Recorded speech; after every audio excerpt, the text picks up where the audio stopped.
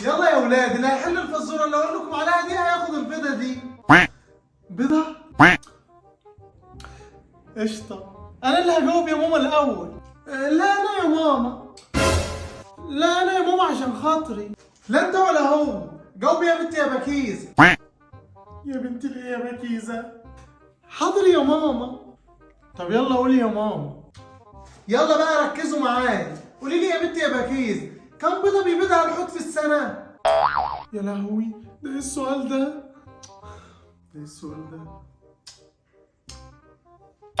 ما يلا يا بنت تجاوبي، عارفه ولا لا؟ ايوه يا ماما عارفه. يبقى بيبيض 12 بيضه. 12 بيضه يا ماما؟ غلط يا ناصح. احسن يا بكيزه احسن. يلا جاوب يا رن. بيبيض يا ماما 6 بيضات صح؟ غلط يا رن. يا لهوي ايه ده؟ هو ده وقت النت يفصل فيه؟ يا لهوي على النحس. يلا جاوب يا عفريت. حاضر. على فكرة الحوت ده مش بيبيض. ايوه كده شاطر يا عفريت، تقصد انه بيلد صح؟